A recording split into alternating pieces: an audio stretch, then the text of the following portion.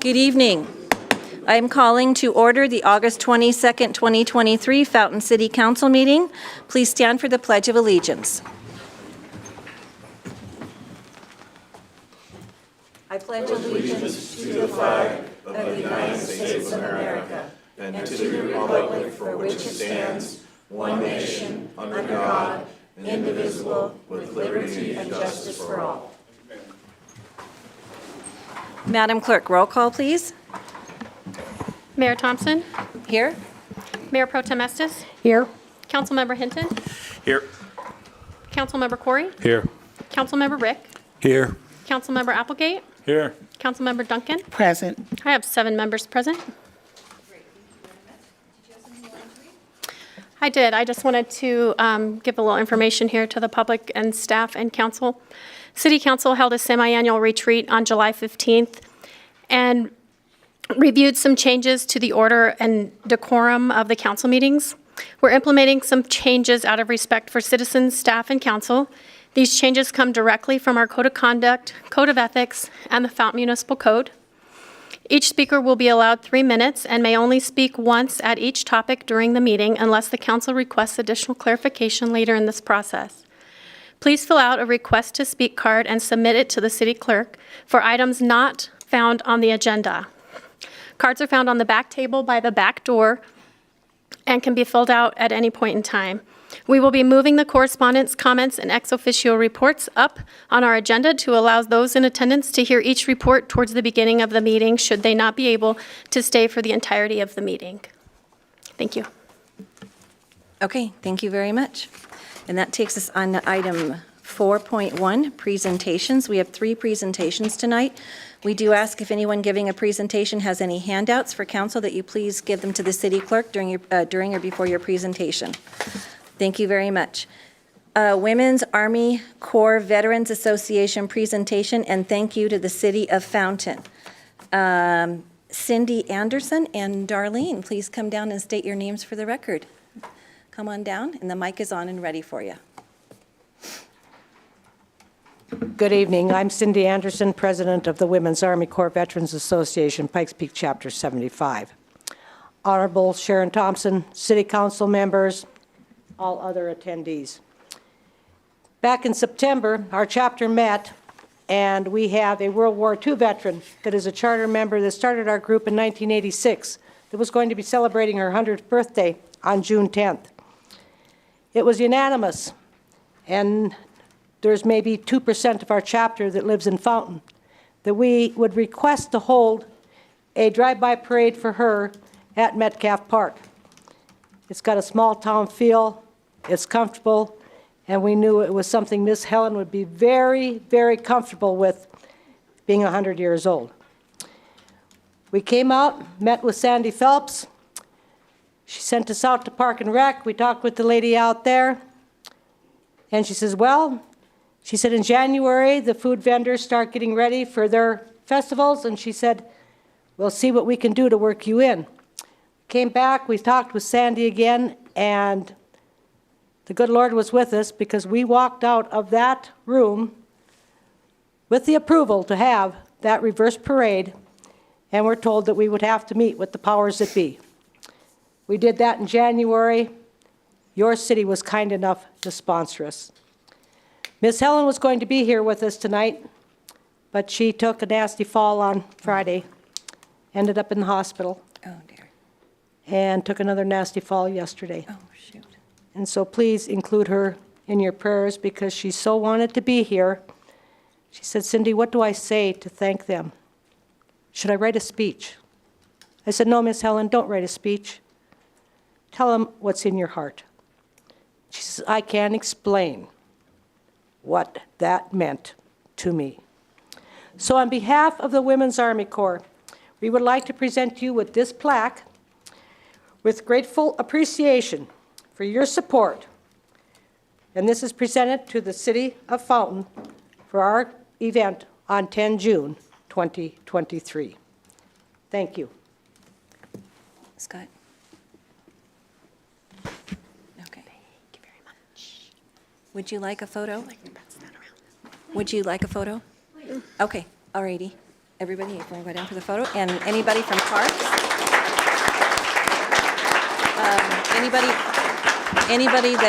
Anybody from staff that helped with the event, please come get in the photo with us.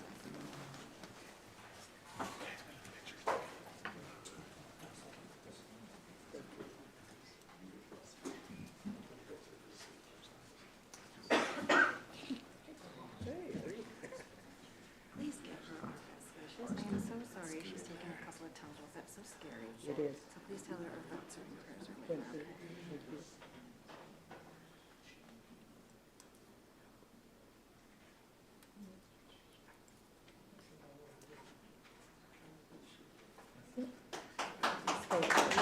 I'm the president of the museum, and we know we have that uniform over there. We'd like to get a written biography and really tell her story. I will get in touch with you. I'll- I sure will, ma'am. Thank you.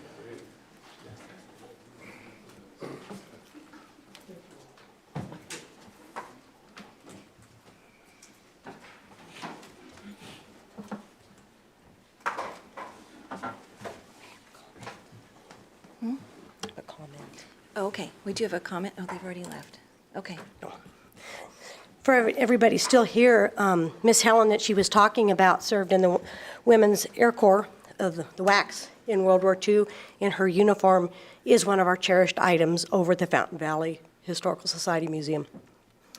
Cool. All right, thank you for sharing that. All righty, that's super special, and that's what Fountain's about, when we pull off stuff like that. So thank you very much for staff and everybody that helped make that a really special day for them. Okay, that takes us on to item 2, Department Update Engineering, Ben Sheets.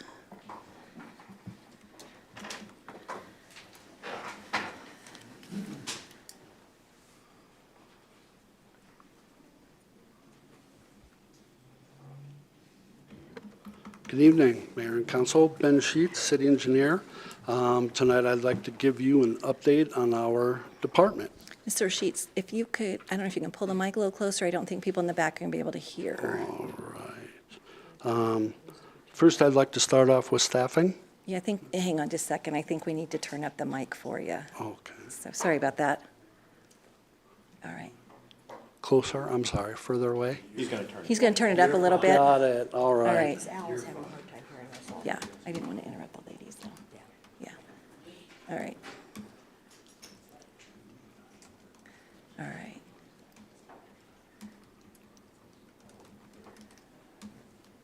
Okay, can you hear me now? A little bit more? Can you hear me now? Can the people in the back hear? I'm getting a no from a couple people in the back, no. Up a little bit more, please? Hello, hello.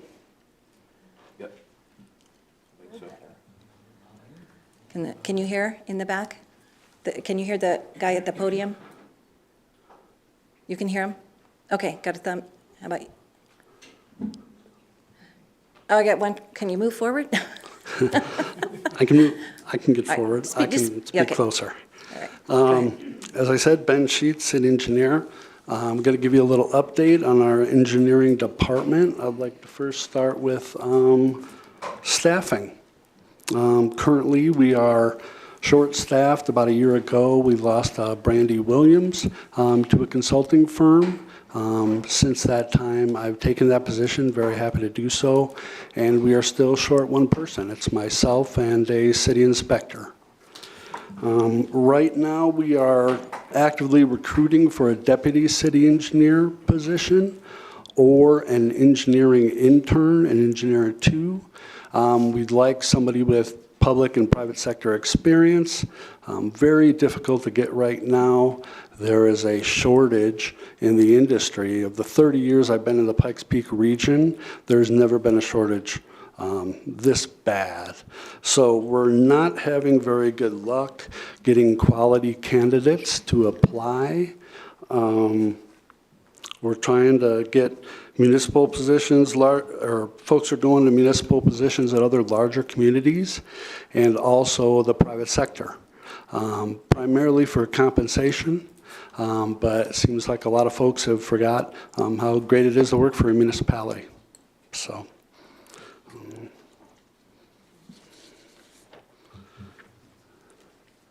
Next slide, please. Engineering review consultant. Next slide. Thank you. We have hired a third-party consultant to outsource our engineering reviews. Due to staffing, it also gives us an opportunity to focus on some things that our department hasn't in quite a while. This consulting firm, Matrix Design Company, handpicked this group of folks. They're specialists, they're highly qualified, and have a lot of local experience, which is what we need. They have a contract with us, the city, and they are responsible to us. We like it that way, accountable to our department and the city in general. We think that works very well. The development community, they pay the fees for these reviews, and that seems to be working very well. As far as meeting everybody's expectations, they do, they're really timely, and they do a really good job, and the feedback we've been getting is extremely positive.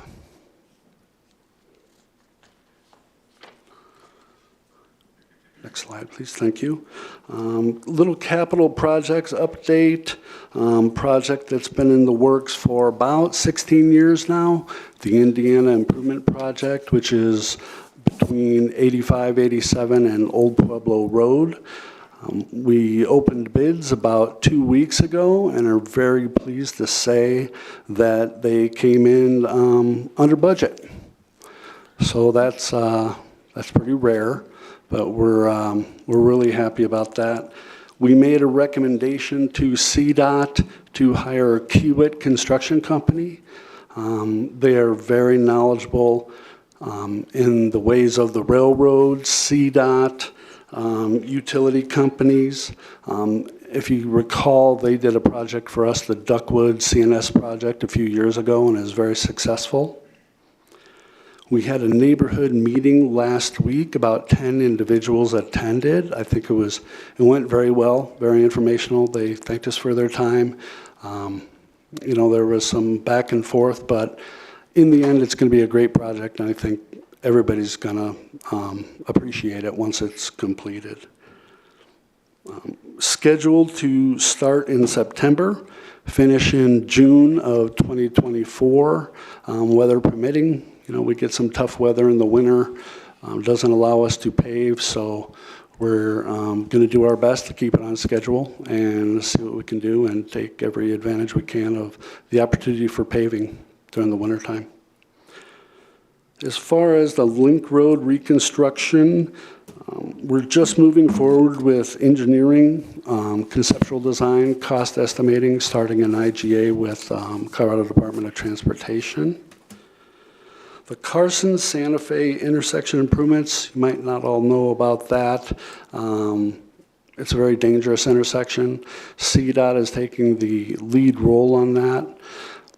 We have been working closely with them and the engineering consultant, Wilson and Company, who we use a lot. They are on our on-call consultant list. Very comfortable with them.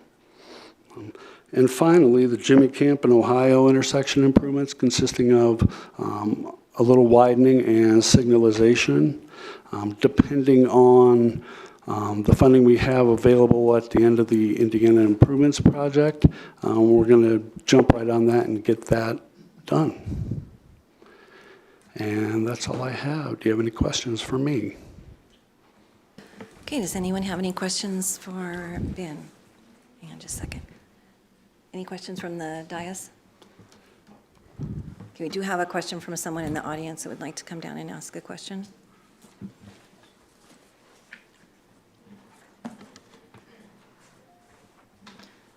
Can you just explain to me, Could you state sir, your name for the record? Al Lender, REA Road. Can you explain to me Ohio and Jimmy Camp? I didn't understand. Tell me exactly what you're doing, and tell me exactly what this reconstruction of Link Road is, please. As far as the Jimmy Camp in Ohio, we found that we need a signal there. Make it more safe, help with the traffic flow. There's going to be a little widening on it. It is a narrow roadway. And as far as, I'm sorry. Link reconstruction. Link reconstruction. To get it to the ultimate build-out, we're planning ahead. We are going to do some widening for that project. Right now, we're in the engineering stages, but it is going to be widened and basically setting itself up for success for future growth in the southeast quadrant of the city. Okay. And So Ben, just to add on to that answer, Al, where the location of that is Cane Ranch to the south. So that's reconstructing the old Link Road that wasn't addressed in the last Link project. As much as we can. It's not going to be any more lanes. Yeah, we'll use the right-of-way that we've got, and that's being funded by a grant that's coming through PPACG and CDOT. So that's something that Ben's in the initial processes of just the engineering to see what we can do with the money that we're going to have in the grant. And then he's saying Ohio and Jimmy Camp is gonna have a light? So that was part of the Moving Fountain Forward initiative. Originally, it was planned as a roundabout, but we don't have the funding for a roundabout to relocate the utilities there, just the size of it. That roundabout would run us $2 million plus. So we're going to be using the remainder of the Moving Fountain Forward money that we have from the Indiana project, which as Ben said, right now it came in under budget. So we hopefully utilize that money for a span wire light like you see at Fountain Mesa and CNS. There'll also be a turn lane to help that Jimmy Camp traffic after school that will turn to the east. So that is what Ben talked about. We'll be widening that little area of the intersection to hopefully improve that traffic flow for the school primarily. Thank you. You betcha. Okay. So, okay, any further questions on that, you can contact Ben or Todd. Okay, can you just wait, please, step up and state your name, please? Do you want me to wait, or you No, want me step to up and state my your name, yeah. I'm Fran Carrick, Shumway Road. My question is there... Could you a- speak into the microphone, please? Is there a plan for a light at, let's see, that would be Ohio and Link, that would be going across to Shumway? You have the little ranches to the right, and that gets a lot of traffic from the high school. Right now, we do not. However, we do have a transportation master plan, which outlines when those triggers are to put in that signalization. And I'd be happy to share that with you. So don't know you're right waiting now. for a trigger. Yes, ma'am. That's a key, okay. Yes, ma'am. Okay. If you didn't hear his answer was, right now, there's not a plan for a light at that intersection, but there are certain triggers in terms of population and amount of traffic through that intersection that would trip a look at that, and then we would look at the engineering for that. Is that correct? Okay, Correct. all right. And one thing I'd like to mention before Ben steps away is everybody can see Ben is a semi-humble guy. Sometimes we have to control Ben because he gets so excited about things. But I really want to point out to everybody, when he talks about staffing and he talks about carrying the load for a year by himself, he has truly done that. And him and Christy right now have about 52 projects. Is that about right, Ben? So he talked about some of the bigger capital projects that will affect the entire city. But he's been carrying the load of, when we average pretty close to 50 projects. And for those of you that know me, I can help him with the big picture, the negotiations, but the engineering is 100% Ben. So he came up with that outsourcing program. He's come up with another one right now that we're going to increase as we move forward. But he's got geotech engineers that are out on site on our new road builds, checking the base that is being built as we speak. So we're going to add that to our standards, and we're going to move that forward where developers will pay for that as well. And that's the big issue that we've had in the past that we all talk about that wasn't being done. So we'll be, on the new roads that are being built, we'll have actual geotech outsourcing folks that are professionals that do this. watching these developers as they build the roads. We'll have our city inspector that will also be inspecting it. And then we all know Bob McDonald, and Bob will be out there doing his inspections as well. So we're trying to do that to make sure that anything's built in the future is quality, not like some of the roads we've seen in the past. So Ben, that falls on you, and I want to thank you. And that applause was well-deserved. He's done a great job. Works on weekends, does everything he can to keep up. And he has been attempted to get recruited away from us as well. So he mentioned the quality of life here, and we appreciate you being here, and we think the world of you. So thank you, Ben. Thank you. Thank you, Ben. So, thank you. So if there's a real specific question, though, they can, and we do have a question from a council member up here. So Ben can just answer it from his seat. He can turn his mic on there. Go ahead, Richard. Yeah, these were Todd anyhow. You said from Kane South. Well, how about that little section from Watchman to Kane on the west side where it narrows down? Will we be picking it up back there and fixing the road, or? Not until we get development in on that west side. So you'll have one little, Yeah. Narrow. Once that west Integrity Bank piece develops out right there, they would be responsible for that entire frontage. That'll be theirs. okay. Yeah. Okay. All right. Thank you very much. That takes us on the next presentation, Woodman Hall Adaptive Reuse Phase 3 and Small Business Procurement Presentation from the Fountain Urban Renewal Authority. Ms. Bailey. Council and public, hopefully you can hear me okay. Executive Director Kimberly Bailey for the Fountain Urban Renewal Authority.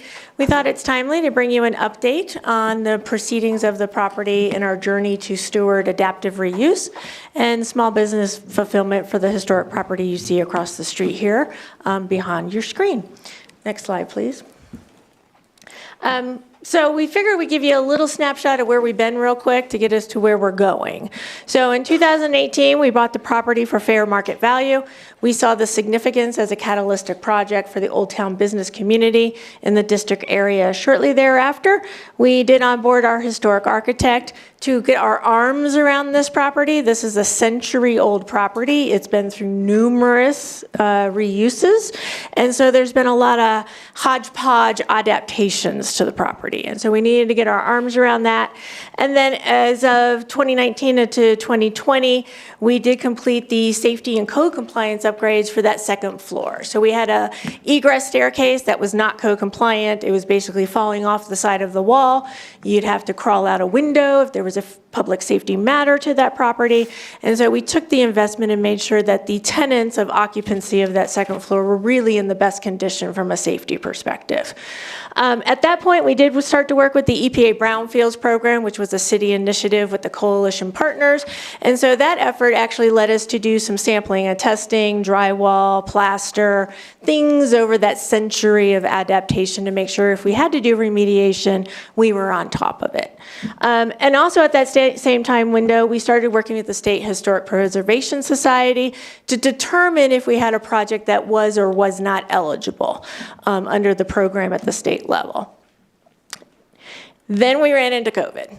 And so we had a lot of great momentum. We had the tech team on board, and then everything stalled at that point, unfortunately, in our progression of plan. So what we do is we resteward our efforts with the city side of the house and went after a Revitalizing Main Street grant. So we partnered in the investment in your intersection here at Main and Ohio, and we thought that was the best way to steward dollars to show still district improvement in the main epicenter of the corridor. So between that window, we did a sampling of a pilot program. When we acquired the property, we inherited 5 tenants, and they were residential tenants at the time. We also procured a business tenant, our first business tenant in 2019. And then again, COVID hit and limited those restrictions of business operations. So as we came out of COVID and the authority really looked at what was its mission of stewardness under blight remediation, being a landlord for residential was never in the stratosphere of thought. And so at that point, we did initiate the transition of the property to turn 100% commercial in its future redevelopment vision. That is really the origin of the property. The property didn't come with residential at the onset. It was something through an adaptive use, probably was not the highest and best reuse of that property ongoing. And so now we find ourselves in the spring of '22. We onboarded Nunn Construction as our GC, our general contractor, to steward the next phases of development. In '22 to '23, we finished the improvements to the second floor. And we'll show you a little bit of a site diagram of what that meant. And then as of this summer, we have onboarded our broker team, our real estate broker, to start recruiting those tenants to fill out the remaining square footage of the property. So where we are today, in front of you, is next month in September, we kick off Phase 3. This will be a highly visible project.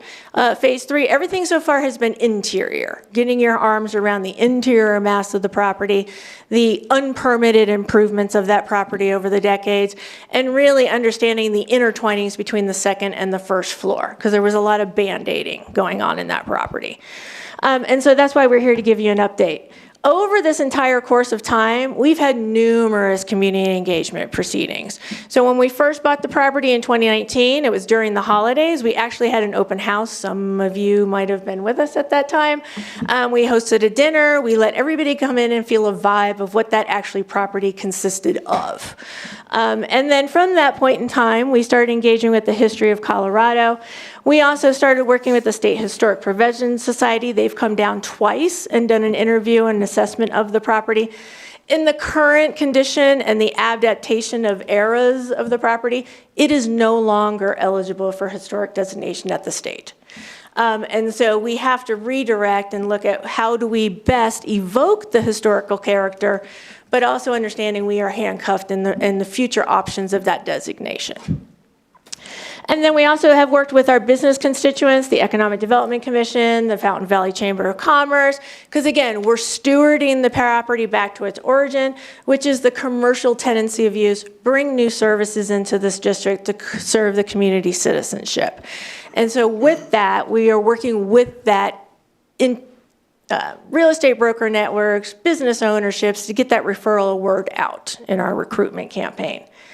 And so as you can see, as of July of this year, we did host city council, city admin to do a tour of the property before we came in front of you tonight, so you could get a flavor of actually the next phase of what we're looking to do. So as I mentioned, the second floor has been completely finished, refinished. We have Zener Yoga, who is our tenant of going on 3 years at this point. She takes the main corner, if you can do a click for me, please. She takes the front corner of this westward-facing studio space. That's the original theater of that second floor. It is the only bones left of historic nature in that second floor. It's been really gutted, hacked, and not really brought up to current standards of compliance on that second floor. The exterior staircase I mentioned, we improved that with bringing a doorway in, making sure the egress was under code compliance. And as you can see in the bottom right corner, or left corner per se, that's the old staircase. We did a readaptive use of that staircase into an artistic bike rack. And so we met the mobility needs of the Revitalizing Main Street project by also stewarding a reuse of a purposeful asset that we no longer could utilize on premises. Now we have a new tenant coming in the blue space, as you can see in the upper corner. She is starting as of October. The entire floor is pretty much starting to hum as a health and wellness practitioner floor, which is something really not available in this entire district area. And then your yellow space will not come online until we're done with Phase 3. So part of Phase 3 is a fire suppression system, all 3 levels. We will use that cavity to get into the ceiling cavity to do the fire suppression drops and mitigate the cumbersomeness and disruption to our tenant as well as their client base. So if you have somebody that may be interested anywhere from 250 to 500 square feet, please start sending them our way because we're still fielding those inquiries as we're moving into this next journey. The entire floor never had any climate tolerance equipment to it. So if you're on the south wall, it can be 90. You're on that north wall, it can be 70. So there was no way to do a universal HVAC compliance system that would accommodate all uses of that property. We've upgraded it with 9 self-control units. The tenants pay for their electric. We cover everything else on that property from a utility perspective. 2 ADA compliant bathrooms with a guest shower, as you can imagine, hot yoga, a wellness massage therapy center. They need a shower on occasion after those great mental times of need. And so we did equip it with that. You have a corner kitchenette system in the upper right corner on this corner of the property. That's where we housed our open house gatherings, social coffee hours, things like that as we're doing our business recruitment efforts. So where are we now? Ground floor status, phase 3, as I said, will be highly visible to the public. And we'll go over that sketch plan and what that involves. But what we have is a 1905 ground floor that actually was 2 spaces. The mercantile storefront, which is probably the most common photo you've seen of this particular property. And then in the real part, you did have a post office. Due to the century of adaptations to that property, all floor decks, and we had 5 kitchens, 5 bathrooms on that upper floor, it's eroded significantly, the ground floor space. Next slide, or click please. So this is what your hall looks like today. As you can see, we have numerous exposures in the ceiling from all that erosion of water damage. We also do have water damage off of that north parking lot that is gutting into the entry door as well. So this is part of the uplift that will be going on the phase 3 scope. Click again for me. In your bottom right corner, which is literally diagonal from me here to your right, that is the back kitchenette area. And as you can see, that entire ceiling has been gutted because of the water damage in that upper floor. Next slide. So our tenant recruitment is still ongoing. We do have a broker on board to field out those prospects.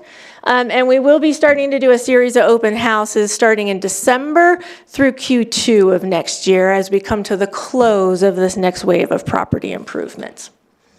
So here's your ground floor plan that we're stewarding. So utility upgrades to the entire ground floor because we need to be adequately accommodating the future use. The future use of Goal 1 is a restaurant, and you can see that in this right-sided design set that we have in front of you.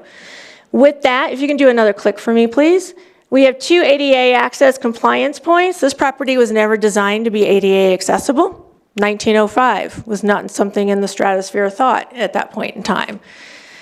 We have slope drainage against the entire right side, or you should call it the north side of the property, to get you from the parking lot abutting and or the streetscape sidewalk to get you around to those ADA compliance access points. Perimeter public safety will include 100% lighting, and that northeast corner will be 100% fenced in. The unfortunateness of an unoccupied ground space is we have had numerous vandalism episodes in this particular property. We do have video surveillance on premises that has helped us to address those code offenders, but this is something we need to do for our tenants, for their long-term investment in the property stewardness. We have an exterior bathroom that is going through a city variance process right now. Again, the property was built in 1905. Bathrooms didn't come equipped in 1905 dwellings. And so we're having to accommodate a new current use versus the old use of the design enhancements. 3-lever fire suppression system, I already mentioned that one. And the biggest impact you will see is everything on the perimeter is 100% new storefront window encasement, as well as the preservation and rehab of the existing historic storefront. So for your ground floor, the only thing that is historic is this corner storefront and pieces and remnants of that tile ceiling. Everything else has been rehab, gutted, new doorways that were not allowed doorways under code compliance, and hence why we are unable to achieve that state historic preservation designation for this property. If we don't meet Goal 1, Goal 2 is 3 general retailers. So in an area that doesn't have a lot of walkability traffic, the congregation of businesses, we have to be able to allow multiple businesses to come in so they can feed off each other and create that demand mass long term. And so we do have the viability to do 3 separate units, but all the improvements I just outlined are equally improved in the same design model. There's no difference. So here's your vision. And this is our storyboard we've been working with for a good, probably 6 years at this point. So that entire south wall face, that is your new exposed window pane. That'll show the vitality, the transparency, the energy of that business operator. And then your new enhanced refurbished door case is still going to be intact as you see today. As you can see on the far right, you do have the overhang windows that have the frame trim around them, just like the front. They do exist. You just can't see them from the street side today. They do exist on the back end as we've removed all this gutting of old drywall. They are still there in their full intactfulness. So again, as I said, we're trying to exude the historical character of the property to the best of our ability, and then also conform it for ultimate performance under a new generation of users long-term for our citizenship. Next slide. So with that said, this doesn't come along, it just doesn't happen just because an authority has a vision or there's passion in this district to make it happen. We need the citizens to support the small businesses. If you don't come and support those organic businesses and those investments in your community area, they will die on the vine. We can't pay 100% their rent. We can't make them perform just on our own. So we really do need the community support to help support those businesses, not just for this property, but the entire district area. With that said, we are also pursuing the Enterprise Zone Community Contribution Program. This is something available to only public entities. We are working with El Paso County and the State Economic Development Commission Board. The Enterprise Zone is designed to promote regional heritage, unique assets, encourage small business fulfillment, and then also support district revitalization. This project meets all those three main prime criteria. What it does avail to us is a state income tax credit back to the donators of the project scope. So any donations will go towards infrastructure to make sure the property is ultimately ready for ground floor fulfillment of small business. So on your side of a donation side, you have a 25% monetary tax break, and or we have a bandwidth of consultants and contractors, and if they give something of in-kind services or in-kind resources, then they can also receive a tax break from their corporate level as well. So this program would run for 5 years, and we are looking to submit by November, and the application will be reviewed at the state level in January of 2024. So we thought it might be helpful for you to know what other associations or properties or projects have done this and been successful. So you have Manitou Springs, Colorado Springs, Venatucci Farms right here in the Fountain Valley Market, and then the Pikes Peak Habitat for Humanity have all earned this designation and have had successful returns on this type of designation. And so with that, one of the requirements of our application, we do need to have 3 letters of support. So we wanted to give you an early heads up of this item that we're going after, and make sure that when we do come for a request of council that you are not caught off guard or unknown of what this project consists of. So let's pause for a second. The purpose of urban renewal before we close is blight remediation. That is what we're stewarded by state statute. We'd like to give you a little flashback of what this property actually has looked like. So this is how you had congregating of debris and just people's product is laying out in the open space, and the wind takes it and makes you have a very dirty, dusty type of debris type of corridor. Next click. We also had an operator that would dug up the parking lot and cause damage to a public alleyway that was part of this property former ownership. You had an individual that felt that they were free to close a public street and put all their garb out on the street side and let trucks unload and reload in that public space area and impede vehicular traffic. And then the last slide is we had somebody that would take up the entire sidewalk that your public constituents could not walk on the sidewalk. You had youth and you had families that would have to walk into the street with vehicular traffic to get around something that was a public right-of-way. And so these are all conditions of blight. And so when this property was listed on fair market value on the MLS, we took the opportunity to change that course of path for this district. So the Corsa Path is the envision that we've just shared with you tonight.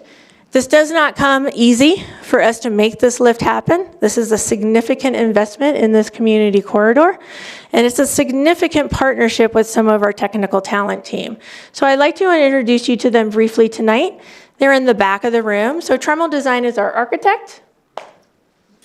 We have Nunn Construction, which is our general contractor.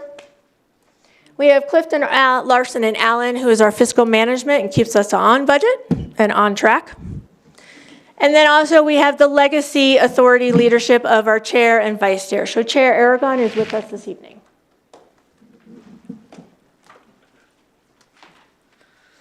Well, thank you guys for just a few minutes. I promise I won't preach unless you have 45, just kidding.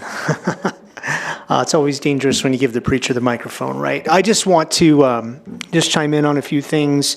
I've been passionate about this project since day one. I remember sitting down with Scott and Kimberly long before we ever bought the building on sort of a napkin and said, hey, this needs to do something or be something for our community. And it seemed impossible at that time to be able to purchase it, but we managed to do that. I hope you've heard a little bit about the complexity of this project. It's been enormous when you look at it, what's happening. A ton of things have happened, and just assembling the kind of talent needed to take a building that old to move it forward with tenants in it is not easy. To research the historical side of the building, to try to honor the past and strike a balance for what it could be in the future, and also be thinking a little bit about revitalizing this area of our community. So we're super excited about this, and I would just say kind of get ready, because I think we're going to get over the top of the mountain here. You're going to see the visual difference that you're seeing in this artistic design, and it could get exciting. And just keep in mind, you know, we can do the best we can to tee it up, but we need the right kind of businesses in there to make it work. But to do that, you have to bring it to this point, and it's taken a lot of years, time, and effort. So I would just want to thank the fellow board members and for all the support of the city council. I know it's taken a little bit, but it's going to be worth it in the long term. So thank everyone involved. So appreciate you guys, and thank you, Kimberly. Great presentation. Thank you, sir.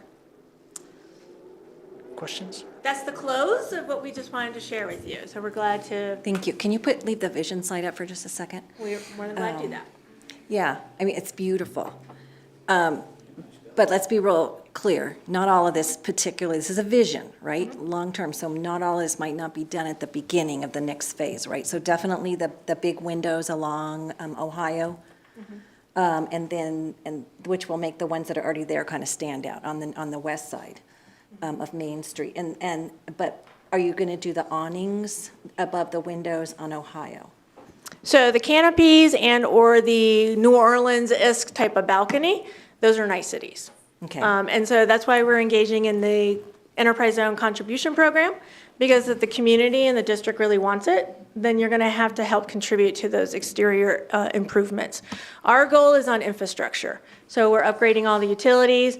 We still have a grease trap we have to tackle. The restaurant tour is our main goal.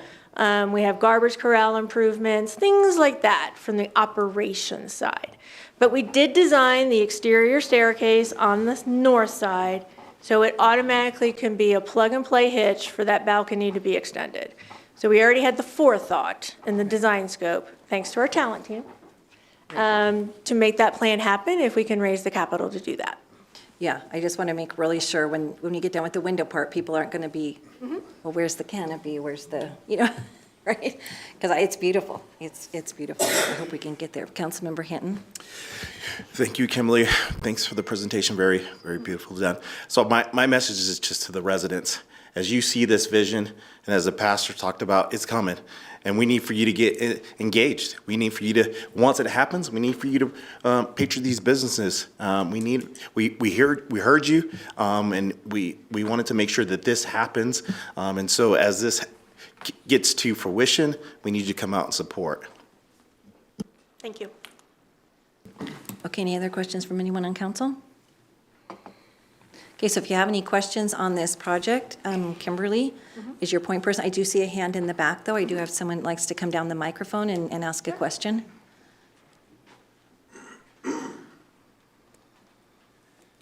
Al Linder again, REA Road. This is the first time I ever heard of this project, but what are you going to do? You talk about blight. The buildings behind it, the garbage piles behind it, the corner lot across from the old newspapers, disgusting. Do you have plans for that? Because I'll tell you, I'm not going to come to this thing here with the way this property, everything looks around here, because it's not totally outrageous.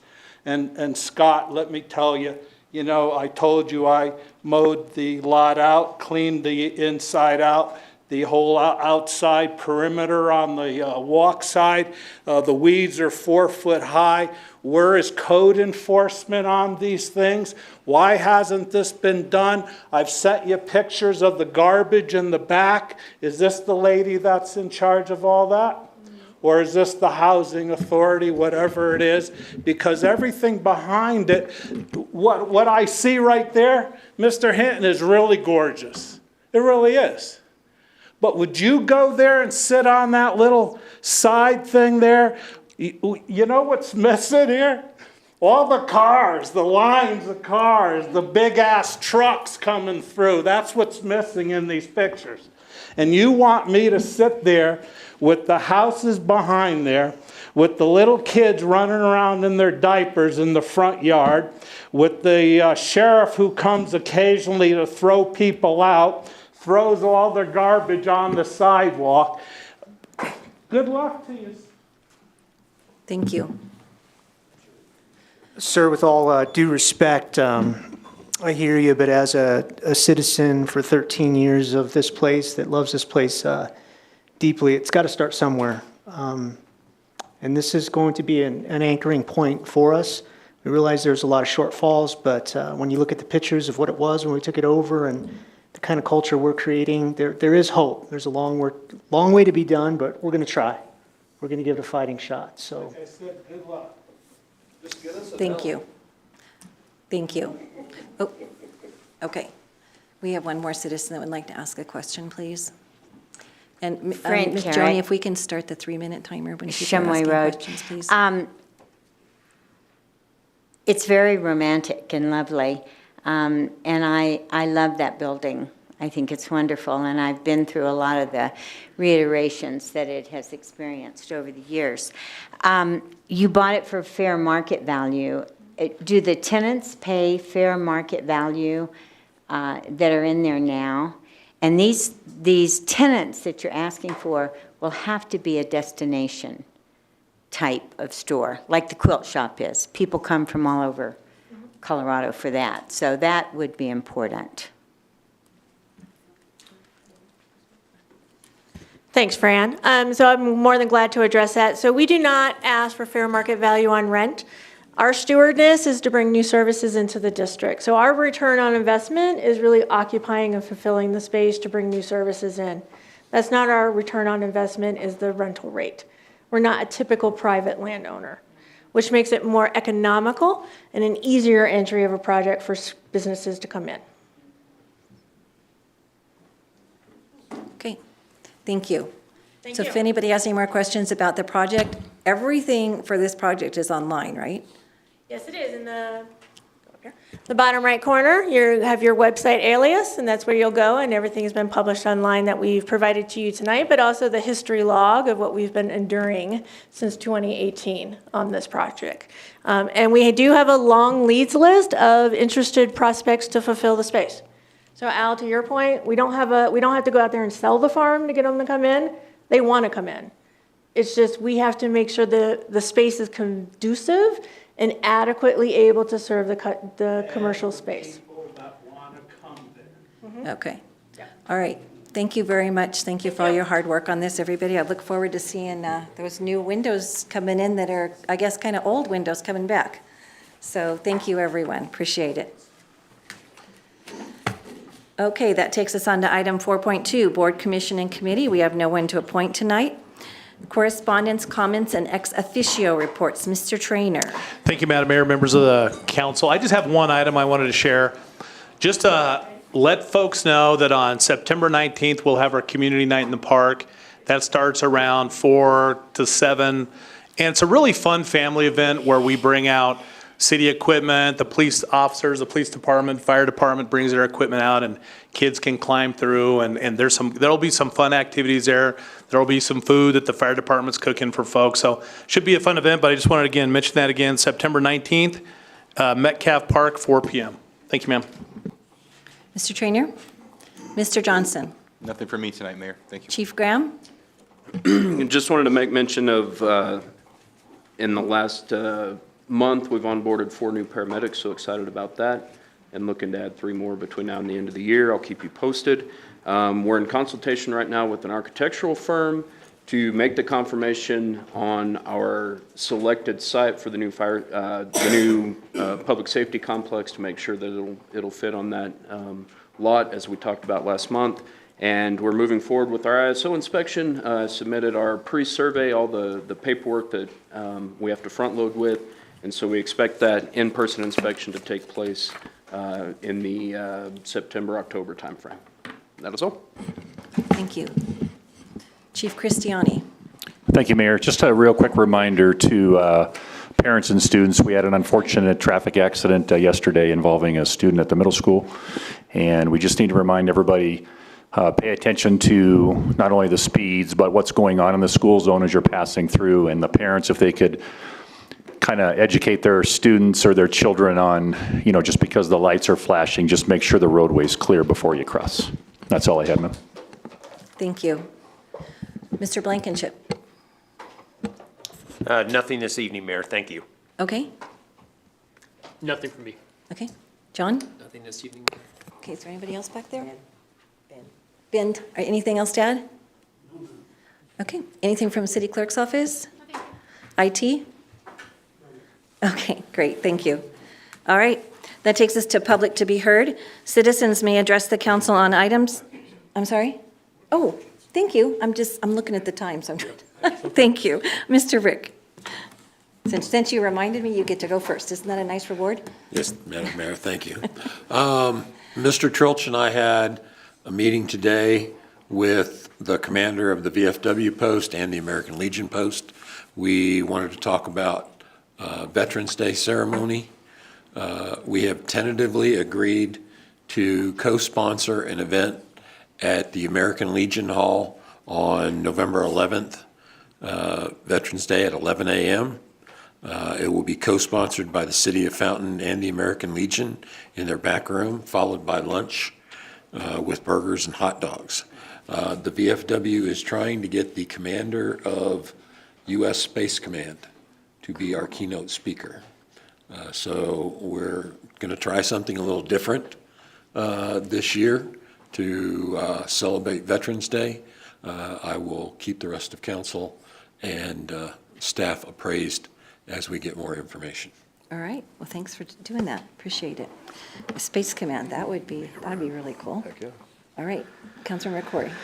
Thank you. Fountain Fall Festival, 13 days out, Labor Day. So look forward to seeing everyone there. I think the parade will be fun. I think the events afterwards will be fun in the park. So looking forward to that. 10 o'clock start time, or has the chamber gotten back to us on that, or no? Is it 10 o'clock the parade steps off? Yeah. I don't remember No off clue? the top of my head. I wish the chamber was here. Okay. Where are they at? All right, Councilmember Hinton. Nothing tonight, Madam Mayor. Nothing, I'm sorry, 9? Okay, she says parade steps off at 9. Oh, okay. I think it's 10, but, because I think they said be there at 8:30, so. Anyways, we'll figure it out between now and then, huh? Councilmember Estes. Just a reminder that this Saturday is Women's Suffrage Day. It will be the 103rd anniversary of the passing of the 19th Amendment. That's when they reached the 35th state in August of 1920, so that passed that amendment. Colorado, and just to remind everybody that Colorado was actually a leader in women's suffrage. When our state constitution was ratified on August 1st, 1876, when we became a state, we had a provision in the state constitution that allowed women to vote and run for seats on school boards, which is one of the first ones. Then in 1893, we became the first state to approve women's right to vote by popular referendum. Wyoming was the first to allow women to vote as a state, but Colorado was the first to pass it by a vote. And then so that was in 1893. The very next year, the first 3 women legislators in the United States were elected here in Colorado. 1 was from Pueblo, 2 from the Denver area. So just kind of be proud of, our state and our role in that, and remember that on this Saturday. It will be the 130th anniversary of women's suffrage for the state of Colorado and 103rd for the nation. All right, thank you. Councilmember Applegate? Yeah, I would, at the meeting for the ESA, for the termination of ESA, and there will be about 35,000 left at the end of that, and Fountain will get half of that. And you can put in general fund, whatever, that's all. Okay, and ESA is, for those in the audience, Emergency Service Association? All right, Authority. Authority, okay. Councilmember Duncan? Thank you.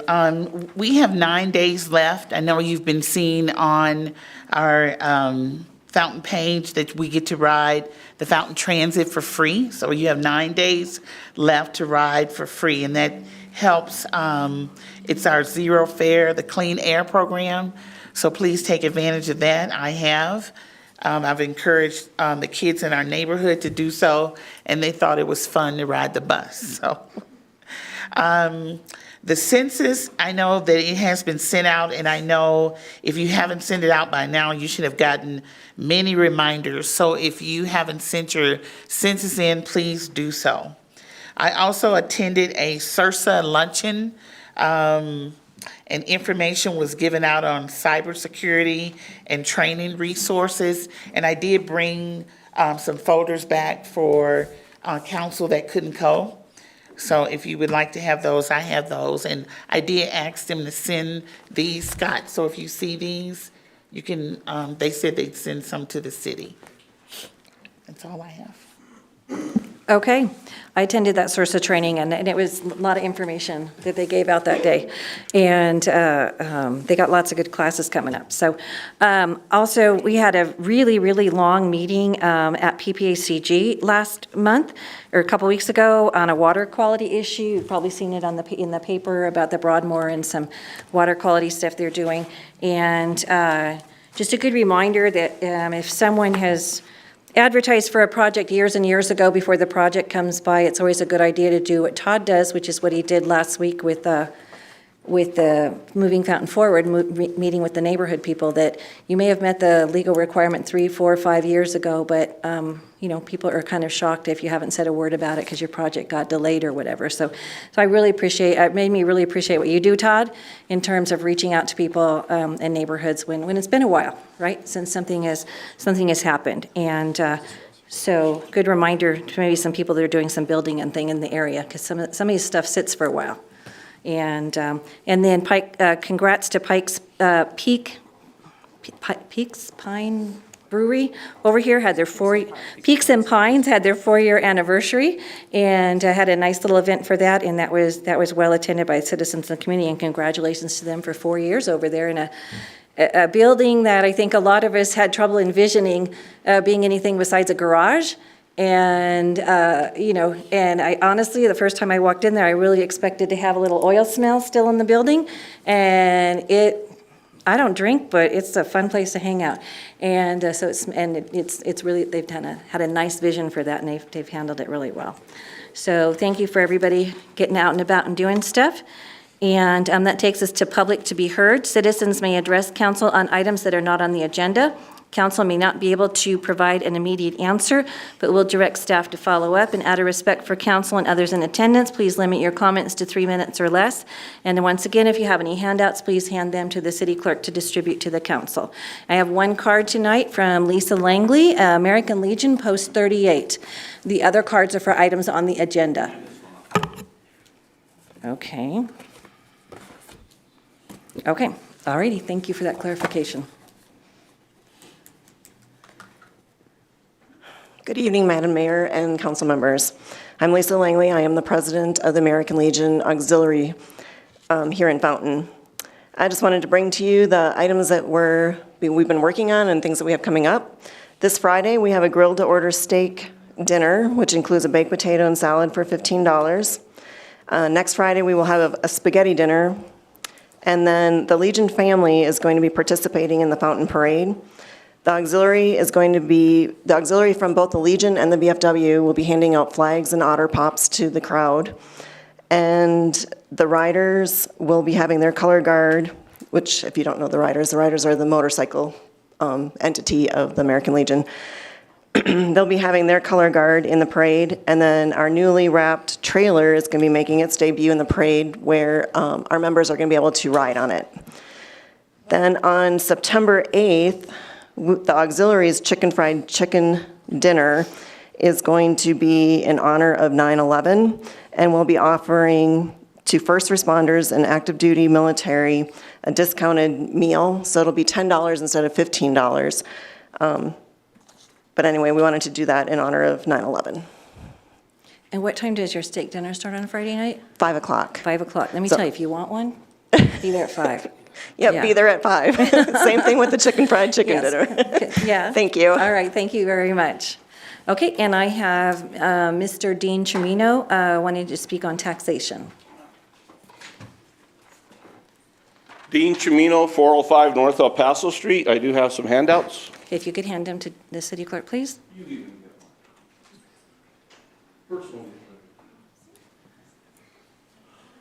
I have two examples of clarification that I'm seeking on our taxation. The first one comes from a discussion that I overheard between Ms. Estes and my wife, and because I'm not good at secondhand information, I called her directly and got some very confusing information, so I'll address that one first. Now, this is not beating to death the swimming pool issue, because I don't have a horse in that race. But that was the example. And Tamara suggested that if the citizens of Fountain want a swimming pool, they should use the one at the high school, because our taxes paid for that swimming pool. And I'm under the understanding that mill levies for school districts is not the same as money for a public swimming pool, for example. So I'm looking for clarification how she came up with a mill levy for a school district equals public use of the pool. If that's the case, then I get to go to school and use the chemistry laboratory to make gunpowder. I mean, that doesn't make sense. My second example is the handout you got. I believe Kimberly's still here. Kimberly likes to talk about grants used for Fountain urban renewal projects. And if you notice this handout, this conversation was between the city, July 17, 2019. And up to that point, Ms. Bailey was touting using grants to do projects. And as the Cora report showed, up through then, there were no grants used for these projects. It was all taxes and bonds, which aren't the same as grants. So I'm looking for clarification for that also. Thank you. Is that information that you could get to Mr. Chimino at a later date, or is that something that you would? Yeah.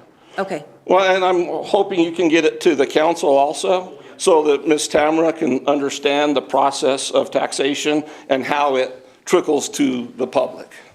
Yeah, and this is talking about fear of purchases, so I guess we'll divide out fear of projects and fear of purchases. Yeah. Okay. So my direct on the FURA thing, which I'm not against FURA, just call an apple and a steak a steak. Yeah. Don't pee on me and tell me it's raining. So this was about our $990,000 empty lot across the street from Loaf and Jug. And she was touting how we got grants to get that because a grant is nationwide. Somebody's going to get the money, so why not us? Which, beautiful, get us some money from New York.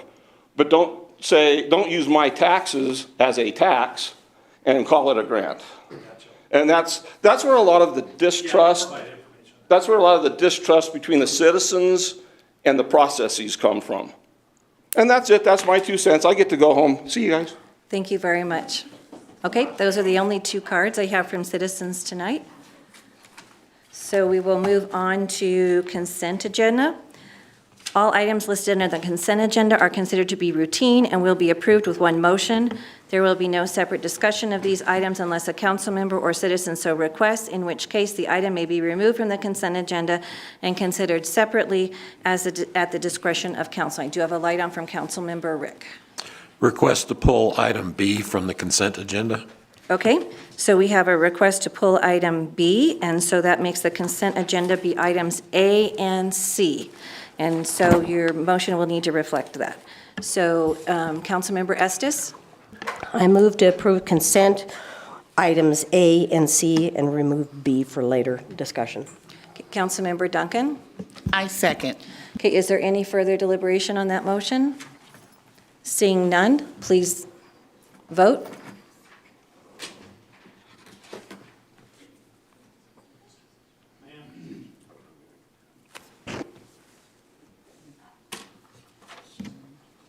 Yeah, I see it, but we already called for the vote, so I have to finish the vote. So.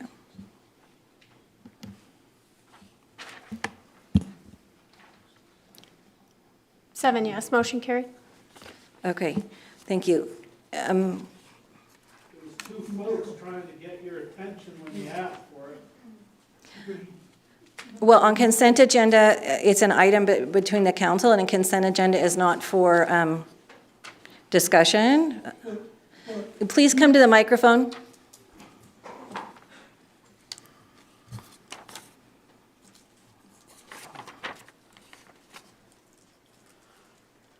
But you closed public to be heard without asking anybody else from the audience. Because at the time, at the beginning of the meeting, the city clerk read the statement that council is, now you have to submit a card. And so we did it early in the meeting to give people ample time to get the cards filled out so that they could bring them up. Okay.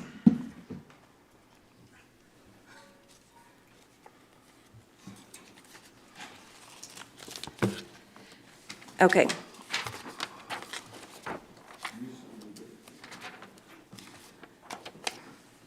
Okay, that takes us on to item 8, old business.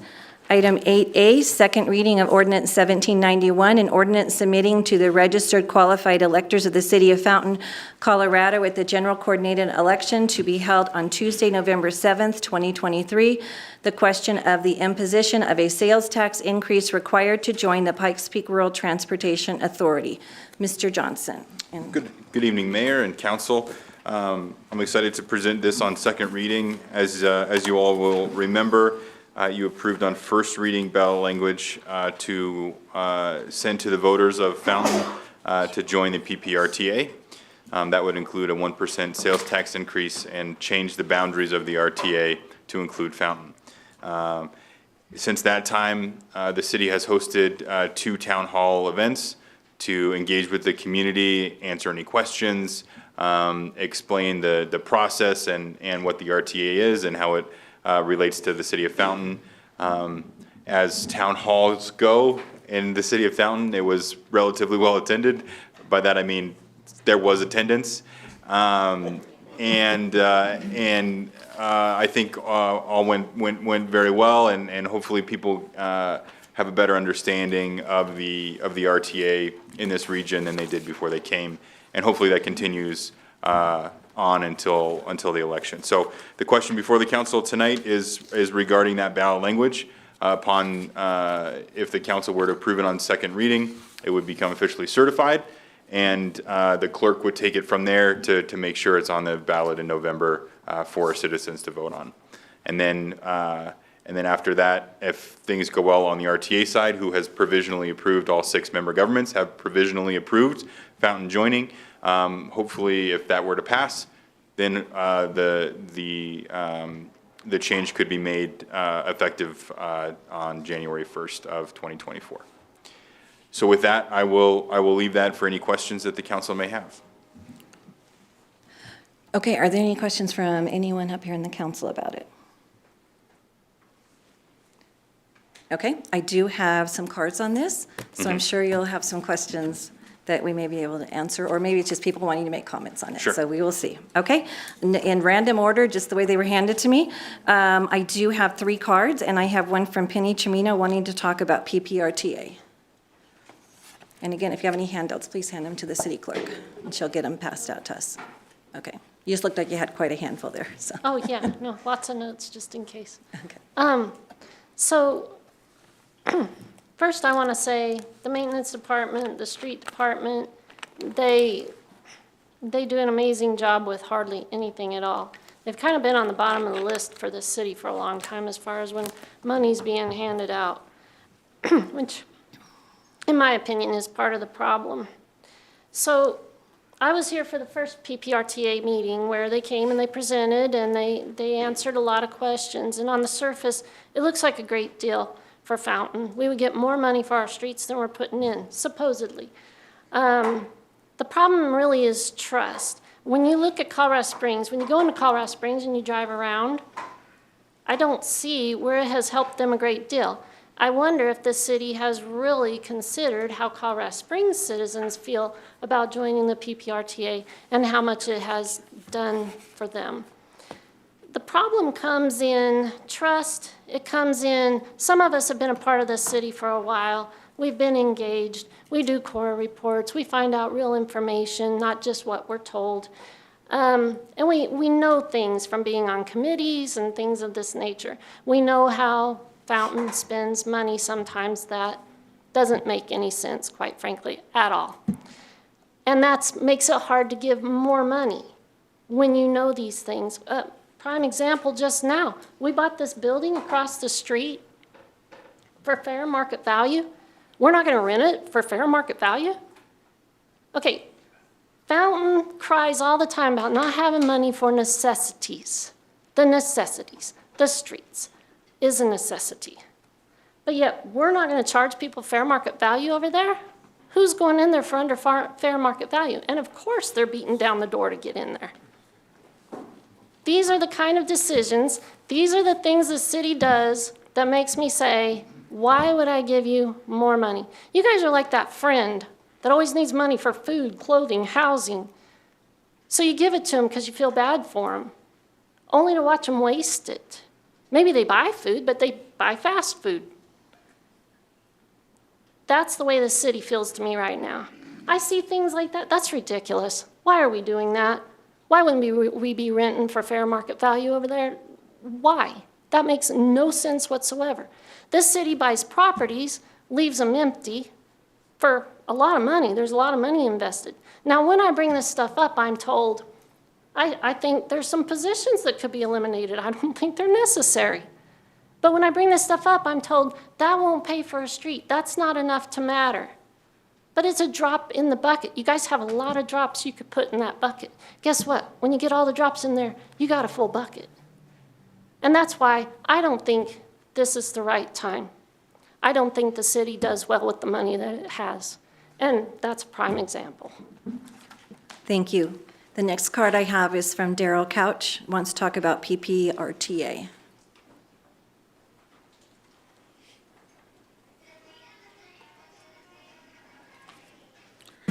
Daryl Couch, Pond Terrace. Basically, what I have is a difference of ideology about how things are organized for importance and how they affect our city. And to me, having been in business all my life, you do something, if you buy something and you can't afford to maintain it, you don't buy it. If you don't take care of it, then obviously you have some stuff that you don't need, or you're not doing a very good job of being in business. I know that people feel like, I've had people coming to me saying, you know, the city thinks that we're just endless pots of money. Well, no, I don't think the city really thinks that, but the city just doesn't think. So let's back up. We got the 6.1%. I'm not against that, but I'm saying that I'm sure there was some thought given to the fact that that would happen just before, because it's outside of Tabor and it's before the property tax reevaluation, that it would bring in more than was expected. But people see that on the heels of that there's Some of them lost their jobs, some of them lost their businesses during the COVID. City employees went home to work and got paid, got a raise. Now they see that they're coming back to them and saying, we need another 1% to do the road. I am in favor of the roads. I've been arguing about the roads since I first came here. I think it's absolutely absurd to have a city and not do it. For years, we had a road crew and no maintenance, no budget. That makes no sense at all. I sat through budgetary meetings. I see Robert's not here, but I sat through budgetary meetings where he asked for pieces of equipment that would help them to make more progress with the money they had. I saw that get stripped out time and again. I think that something is needed.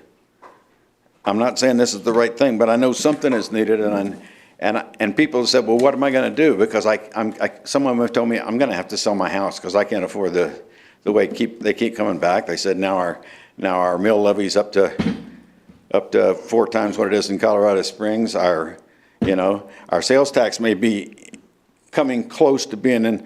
I said, well, tell the city that until they do a better job, that you won't vote for the tax. They said, well, how do we do that? I said, tell the city, let them come up with some of forgiveness of some of their sales tax to make up the 1%. Show that they have some skin in the game. Now, that may not be a popular issue. I don't really care. I'm just trying to say that I think the city doesn't pay enough attention to the things that are important. We tend to have a mindset outside of what the citizens are. And that mindset leaves them wondering who you people are advocating for. Thank you. The next card I have is from Al Linder on PPRTA.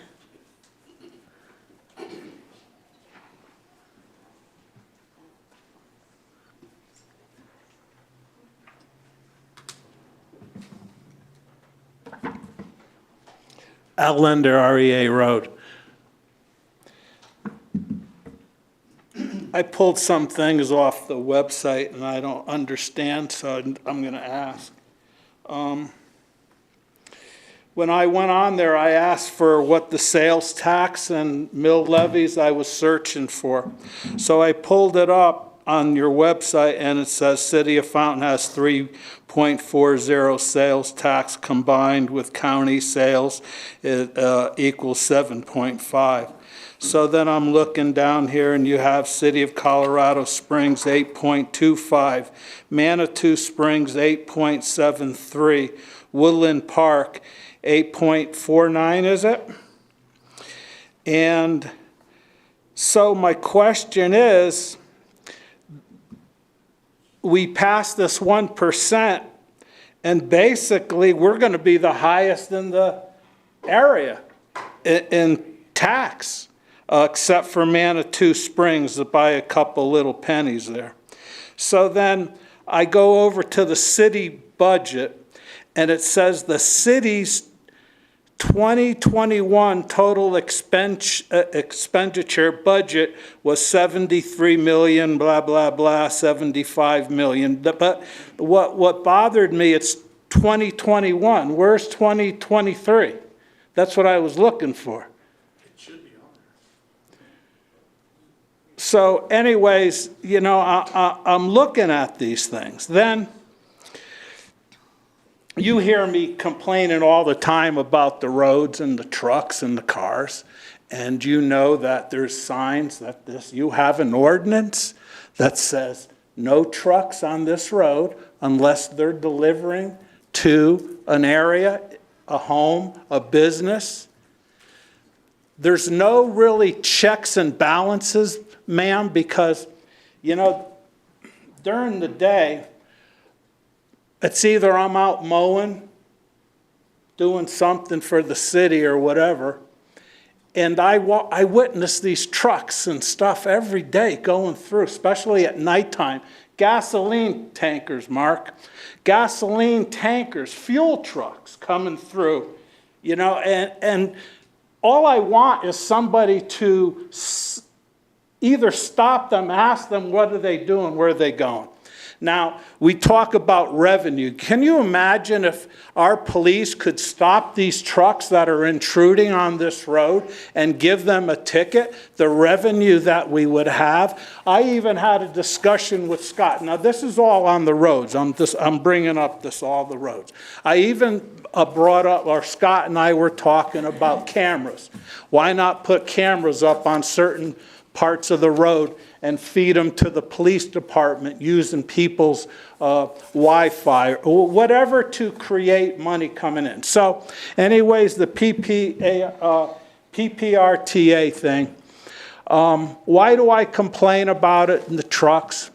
Is because if you go up on Ohio and you look at the sides of the roads, the asphalt is completely broken off. Now, last week, Todd's not here. Last week, Mr.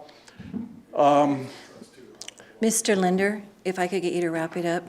Your red light is blinking for your 3 minutes. What does that mean? What? That means your 3 minutes is up. So We if I could could get only you to talk wrap it 3 up. minutes? Yes. Never mind, Mayor, this is ridiculous. I hope you guys Thank you. change The next card is from Fran Carrick on PPRTA. Bullshit.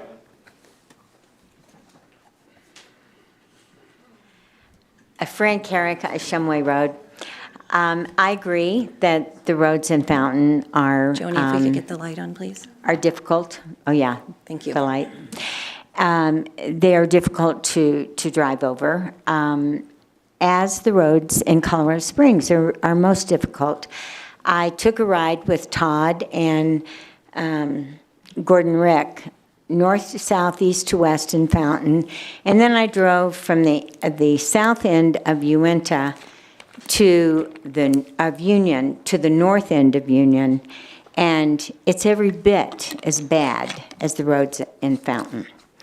So PPRTA did not fix that area of road in Colorado Springs. I have a lot of questions on that. I think my biggest concern right now is that you would ask for a tax increase from the citizens in Fountain after we've just had the property tax increase. People are struggling. Inflation is out of control. I'm paying double what I did to fill my car from 2 years ago. The gas to heat our little house has tripled. And if you're making $100,000 a year and you have a wife that's making maybe $80,000 a year, this penny wouldn't bother you. But if you're a flag person on the highway and you're waiting tables in a restaurant and you have 2 or 3 children to feed, to get to school, to pay daycare, it could be big for them. And I think that council needs to be in touch with the citizens in Fountain, particularly in this part of Fountain, before you ask for this tax increase. That's all. Thank you. The next card I have, I'm sorry, I can't read your, Steve Arce? Okay, wasn't sure it was, okay, thank you for the pronunciation. Good evening. Thank you. Steve Arce, Mount View Lane. So, first off, let me just start off by saying that I would encourage you to at least leave this to a vote for the citizens. Pass this, put this forward, let the citizens vote. I already realize that this is going to be a huge challenge, because the one thing that everybody sees is, I don't want my taxes to go up. Well, I don't either. Right? I don't. But let's look at some other numbers. We've already looked at numbers about the $1.2 million that we're losing out of not being a member of PPRT, but let's look at some other numbers. So the latest surveys from 2022 put out that less than 40% of Americans, 40% of the typical American household, if you had to come up with $400 as an emergency expense, it would put you into bankruptcy. 50% of the typical American households would not be able to come up with $1,000. So let's see how that actually plays into. Because first off, that 1% sales tax is never going to add up to that. What is going to add up to that is typical tire replacement. Typical tire replacement for a bent rim is going to run you anywhere between $125 to $500. A typical tire replacement, just for replacing the tire, can run you anywhere from $125 to $500. Multiply that by 4 if you happen to be at the point to where you can't just replace one tire because they're worn down. In addition to that, look at the charge for what it costs you to get a wheel alignment done on your car when you hit the potholes. This is all tying into the condition of our roads. So when we look at all of the different experiences, all of the different expenses, yes, 1%, yeah, that can add up. It's not going to add up to the additional cost that somebody's not going to be able to afford right off the bat in one lump sum to be able to get their vehicle to work because of that. And I realize that's an educational point that we have to put forward to people so that they see the difference between just looking at a 1% increase in our sales tax, which, by the way, most of us are already paying for. Right? I actually kept track over the last week, and there were 4 stops that I made in the city of Fountain that were not in the district where I did not pay that 1% sales tax. Everything else was outside. Was in that area within Colorado Springs, et cetera, except for using places on post. So I would at least, at the very least, like the opportunity to be able to vote on this. So I encourage you to put forward so we can vote on it. Thank you. Thank you. And I have one last card. Rick Clemens on RTA.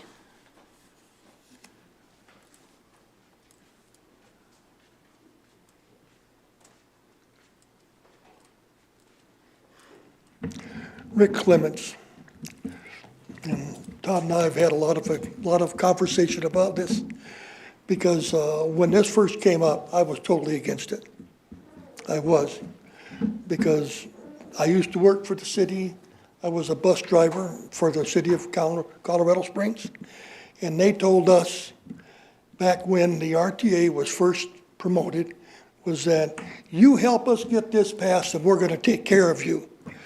The only problem was I never understood exactly what take care of you meant because we all lost our jobs because they hired another company to come in and take over, so we lost it. Now, I learned the true facts about that was that the RTA was divided in 2 parts, was for roads and then also transit. The part that I was to deal with was transit, so transit took care of their own. So I'm trying to get to the bottom line of this, is the aspect is that I hear people complain that this is not a good deal, it's not a good deal, but there's not a better plan anywhere in the way. And if you think that you're going to pay 1 cent and they're going to fix all the roads just at one time, it's not going to happen. It's like in Colorado Springs, as it was stated earlier by Fran, is that, they're not going to they can't fix every road every time, every pothole every time. It's not going to happen. It's going to take some time. And it's going to take, just as what they have is a priority list. And this is what's going to be. This does have to be passed. This has got to go. We've got to have the voters vote for it, yes. Thank you. Thank you very much, Mr. Clements. Okay, I don't have any more cards from anyone, so let's bring it back up to the dais for council. And is there any further questions or comments from anybody on the council? Councilmember Duncan. Thank you. I just want to say that I have had many conversations with our community members about PPRTA and how, they feel our roads are. And I get, I've probably talked to 20 people that say, yes, our roads need to be fixed. And how do we fix it? And I've talked to 35 people that says, find another way.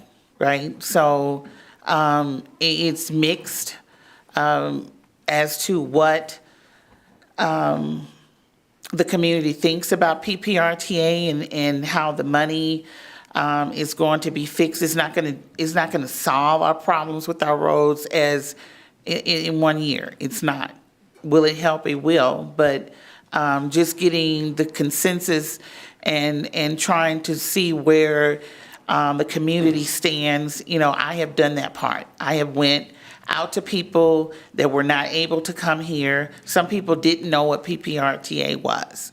So, you know, we had to sit down and talk about and give them the information, even give them the link to our YouTube so that they can go back and look at our presentation. So the feeling is mixed, and I have done my due diligence by going out in the community and talking to those and giving the information. And, you know, my vote tonight will be because we want to give you the choice to say yes or no. And that's all that we can do at this point, is leave it up to the voters. Okay, thank you. Councilmember Rick. Yes, Madam Mayor, I have a statement I'd like to read. I talked to the city attorney. He said I can either do it before the vote or after, so I'll leave it up to you as to when. That's up to you. Okay, I'm going to go ahead and read this. I'm amazed at the number of conservatives who, both here and online, periodically ask us to increase spending on a social program like a pool. I'm a big fan of Ronald Reagan. He was my hero. And he said government should not spend a single dollar on anything that someone can buy for themselves or that an organization or group of people can provide for the community. There are organizations like homeowners associations, like the YMCA, like school districts that can build and run a pool.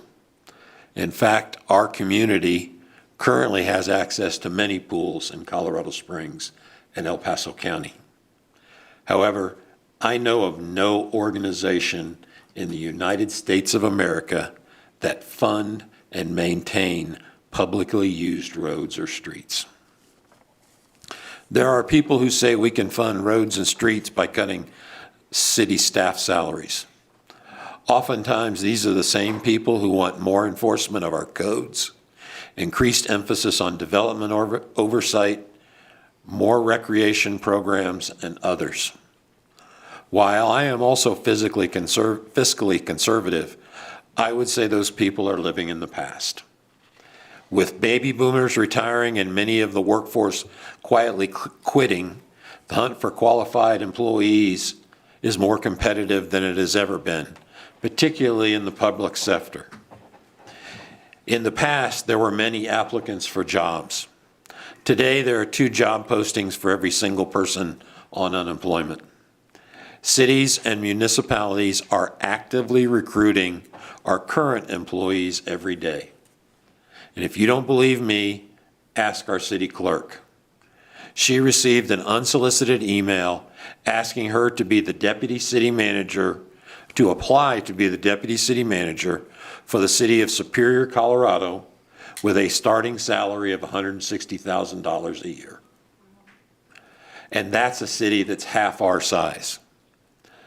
That $160,000 a year, that's approximately what we're paying our current city manager, who's been here 16 years and is one of the longest tenured city managers in this state right now. These solicitations to our employees are happening every day to our staff. Many of our employees do the work of 2 people. We've not had a deputy city engineer or a senior city planner in over a year. We just recently had to open the position of HR manager twice. We can't get applicants because we do not have enough money to attract qualified candidates. Our city engineer and city planner are doing their work and the work of their deputies. If we cut salary, we will have no one to do their work. Even if we cut salaries, it will still not generate enough money to improve our streets and roads. The last estimate we got was that we need over $100 million to fix all of our streets and roads. Generating a few $1,000s by cutting salaries isn't going to fix our roads.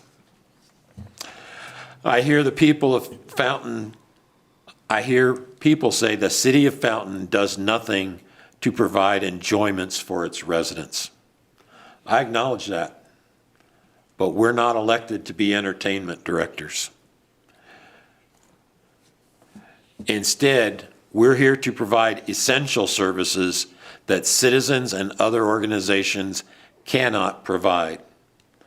Services like clean water, reliable electricity, top-notch fire and emergency medical services, police, parks and trails, and transit.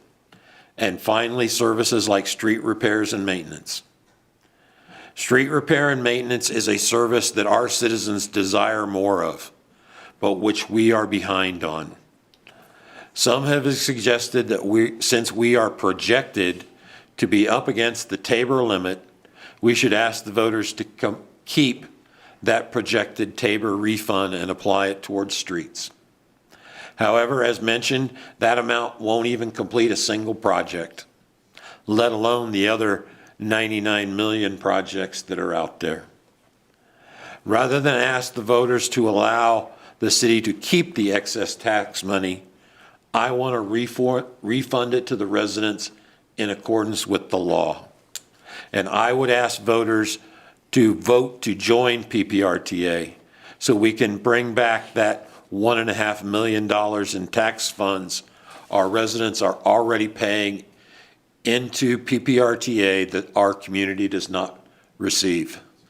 Funds that are currently going to roadways in neighboring cities to their roads. Please vote to make Fountain a better place to live. That's all I have, Madam Mayor. Thank you. Councilmember Estes? Just a couple things, and I'm with Councilmember Duncan, Councilmember Rick, that tonight our vote reflects that we want the citizens to vote on this. That's their chance to vote on this, because I feel strongly that our citizens need a voice in this process. If you don't support the tax, vote no. If you do, vote yes.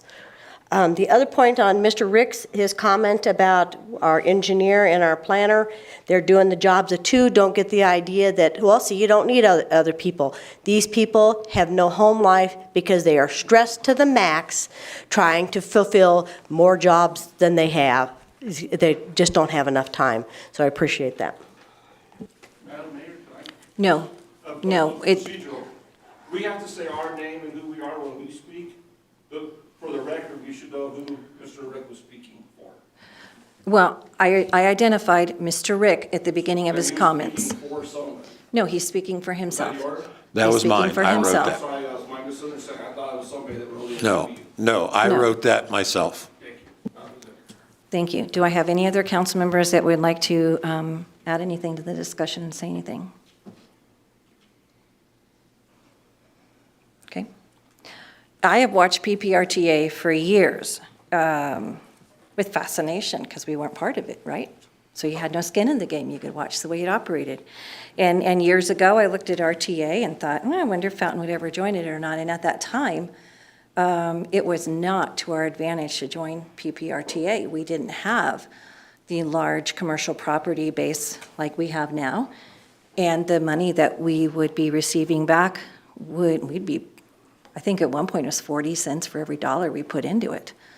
Didn't make sense. They've redone how they allocate funds. And we do have a large commercial property now that pays into that. And we are losing 1.2, we're handing taxation without representation, $1.2 million to RTA to do whatever they want with it, as Councilmember Rick said, in neighboring cities. And there might be a project now and then on our border that we get advantage for, but they've been taking our dollars, and I've been begging Commissioner Gonzalez, because he sits on that board, to stay on that board and try to give us some type of representation for any projects down in the south end of town, and he did. There was but they're still outside our city limits, but we do benefit from them. When we really, really looked at how they had redone the numbers and the amount of money that we're losing now that we could potentially get back, and then also thank you, staff, for doing a lot of calculations for future monies that could be coming back to the city.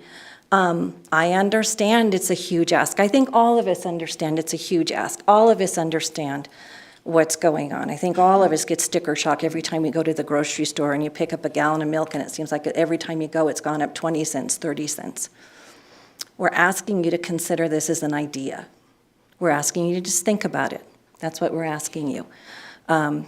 See if we can bring back some of that money to our city. We understand there's some businesses in the south end of town who are going to have to add that on. But $1.2 million to me is still a lot of money. And so if we can get that back to our community to start using on our roads and some of our roadway projects that need to be done, that's the ask we're going to ask the citizens for. So unless there's any other comments from any other council members, and our screens have gone up. There we go. Councilman, and now I do see some mics on, so our screens went black up here for just a second. So I'm not sure who, let's see. Richard can go, he's seen Okay, it. Councilmember Applegate. Were we going to motion?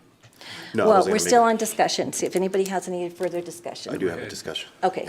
So I thought we were going to motion. I understand that this is a passionate topic, but I really want to just know that Colorado Springs, if they didn't like it, they wouldn't have voted 3 times for it. They voted 3 times for it, 3 times for PPRTA, right? And so they had a choice. And like anything else, we have a choice too. So the voters, you have a choice. Like Councilmember Estes said, that you can either vote yes or you can vote no. This was brought before Colorado Springs 3 times, and it was approved. So, and they must think they thought it was a good thing to move forward with PPRTA. And every time, once we got into PPRTA, and every time I ride around in the city, I see those signs for PPRTA, I do my little investigation, and I ride on that road. They are making good work. They're doing work.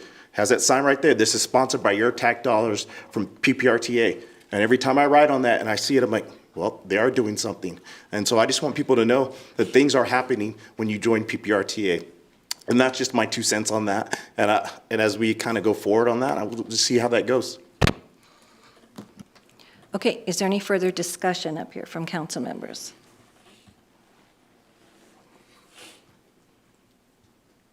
Okay, seeing no, what would council like to do with this? Councilmember Applegate. Okay. I move to approve ordinance 1791 on second reading. Okay, we have a motion. Councilmember Corey. Second. Okay, we have a motion and a second for the PPRTA ordinance 1791. Is there any deliberation on that motion? Seeing none, please vote.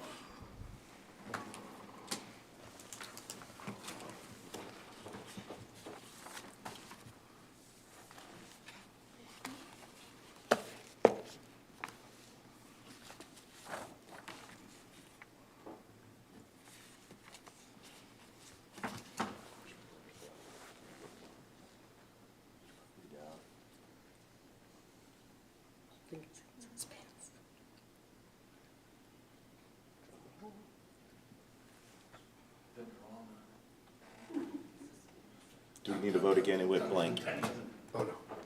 Do we need to vote again? It went blank. Hang on just a moment, everybody. I'm going to take a verbal vote. It's not allowing me to use the system. So Mayor Thompson, how do you vote? Yes. Mayor Pro Tem Estes, how do you vote? Yes. Councilmember Hinton, how do you vote? Yes. Councilmember Corey, how do you vote? Yes. Councilmember Rick, how do you vote? Yes. Councilmember Applegate, how do you vote? Yes. Councilmember Duncan, how do you vote? Yes.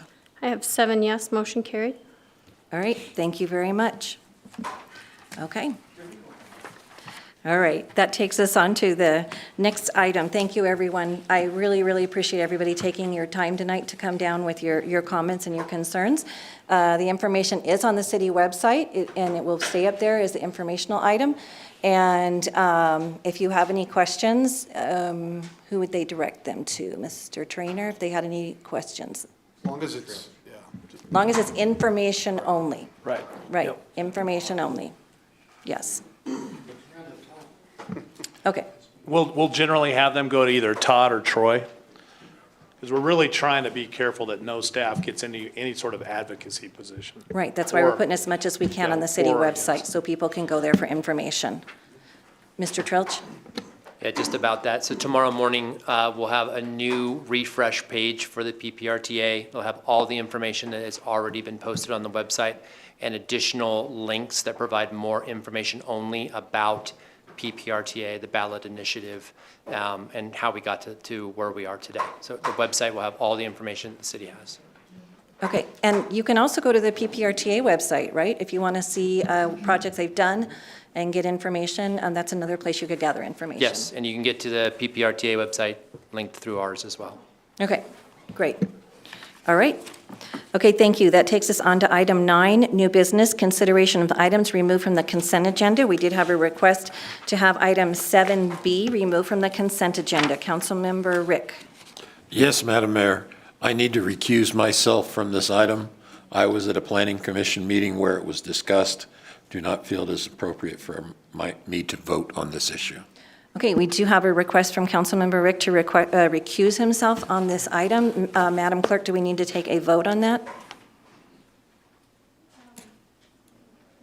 No vote is necessary, thank you. No. Okay, thank you very much. Councilmember Rick, if you could just close the door as you exit? Yes, ma'am. Thank you. Okay, item 7B is Resolution 23-034, a resolution initiating annexation proceedings for annexation of territory known as School District Number 8 Arena Access Annexation, generally located at 10535 Jimmy Camp Road, finding the petition to be substantial compliance with Section 31-12-107 parentheses 1 CRS and setting a public hearing date October 10, 2023 on eligibility of the territory for annexation in accordance with Section 31-12-108 parentheses 1 CRS and more specifically described in Exhibit A. I know Ms. Martinez is not here. I don't know if council feels they need a presentation. Or that Councilmember Rick wanted to just recuse himself from this. So unless you need a presentation, we can move ahead with a motion. What would council like to do? Councilmember Applegate. Yeah, we've got a staff recommendation here. I move to approve Resolution 23-034. Councilmember Corey. Second. Okay, we have a motion and a second on Resolution 23-034. Do we have any deliberation? Seeing none? Oh, can we vote now?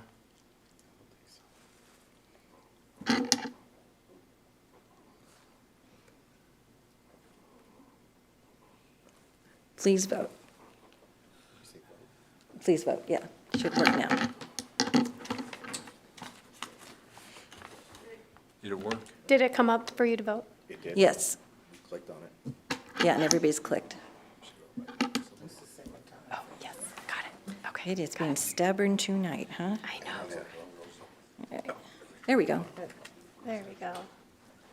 6 yes, motion carried. Councilmember Gordon Ricks recused Okay. himself from the vote. And Mr. Clements is going to let him back in. Okay, so we'll give him just a second. It is 10 minutes to 8. Is anyone needing a comfort break? Yes? Okay, we do have a request to take a 5-minute comfort break here. So we will be back at 7:55.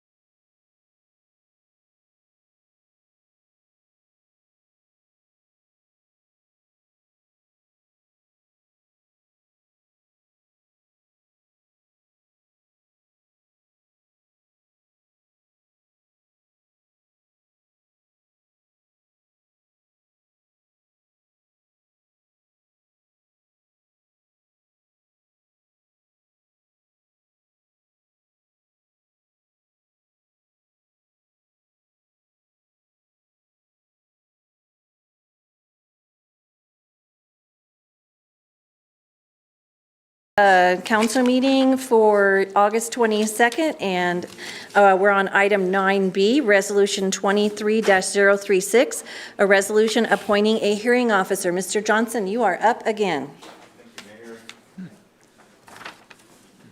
Evening, Mayor and Council. As you'll remember, you all approved not too long ago a switch for our city code, the way that we primarily handle variance requests and certain liquor licensing authority items, and kind of moving from either a Board of Adjustment for the variance and for the council being the liquor authority to appointing a hearing officer. And so you all made that code change, but I'm here today to, for an appointment for that hearing officer. There's kind of a few options that we had. One possibility was our municipal judge. One possibility that we considered was our old city prosecutor. He unfortunately turned us down, and so we brainstormed and are requesting the appointment of Gabriel Ortega. Most of you and the community knows him as our former mayor, but he's familiar with our community, with our codes, and hopefully would do a great job in this role. So I won't take up any more time unless there's any questions. I think he is a former planning officer. Planning Commission, yeah, he was on the Planning Commission and obviously, yeah. Several years on city council before he was mayor, and then several years as mayor. Great choice. So is anybody, Mr. Rick? Yeah. Sorry, I think, yeah, you were, okay. Yeah, I wholeheartedly support this, particularly from the standpoint of Mr. Ortega is a lifelong resident of the city of Fountain. He is definitely invested in making good decisions for Fountain. So I definitely support this. Okay, Councilmember Estes, Ready for a motion? unless anybody has any further discussion? Okay, what would council like to do with this? Mayor Pro Tem Estes? I make a motion to approve Resolution 23-036, appointing the hearing officer. Councilmember Duncan? I wholeheartedly second. Okay, is there any deliberation on the motion? Okay, seeing none, please vote. Welcome back, Mr. Ortega. And all those nasty... 7-0, motion carried. All right, any of those nasty emails we get, we send them to him now, right, huh? All righty.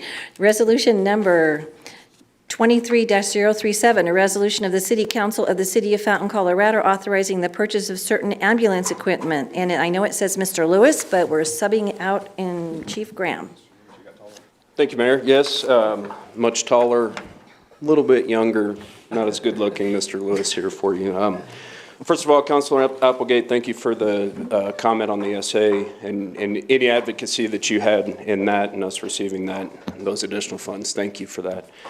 Essentially, what we're asking for tonight is seeking approval for the purchase of and seeking approval for a budget amendment for the purchase of 4 powered stair chairs. The graphic that I've laid on the dais for you to look at is, I cribbed that directly off of the Stryker website. If you want to go to that website, there's videos that you can watch, but essentially this is a piece of equipment to assist our firefighters and paramedics with moving patients up and down stairs. And these are motorized with onboard battery power packs so that we're not having to use our own physical manual labor to do that. The primary objective of this is to hopefully reduce bodily injuries to our responders. I wish they had these 25 years ago. I might not be as broke down as I am right now. Average back injury direct cost is $40,000 to $80,000. Indirect is $2.12 per $1 of the direct cost. And so we've got 2 firefighters that are out right now with back injuries on light duty. So I'll certainly stand for any question and seek your approval on this. Well, I'll tell you, when I first saw the photo, I thought he had posed in a chair, so.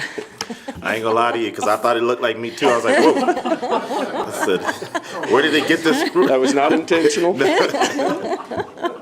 Yeah, yes, all right.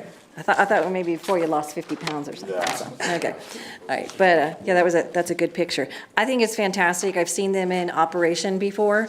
using them on a family member, and I think as houses just seem to have more and more floors every time you look around, and I think in some of those stairways are really difficult to get through, so we really need to protect our firefighters' backs and as best as we can. And anybody else have any questions on it?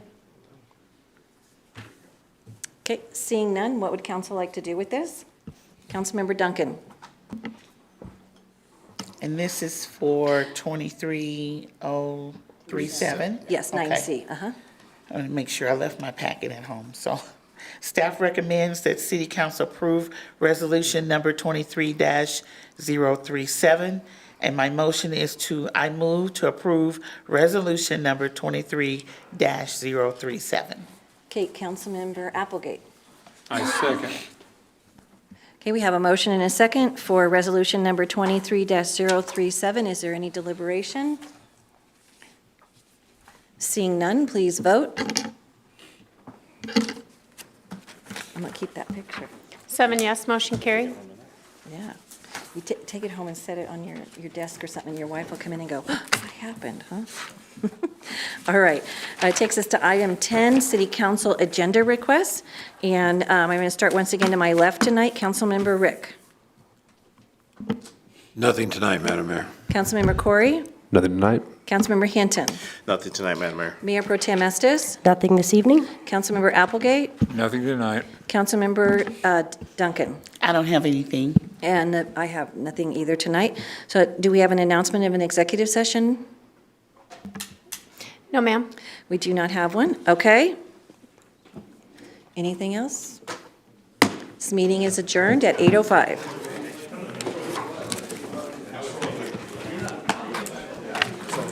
Al wants to get rid of the 3-minute limit. Oh, I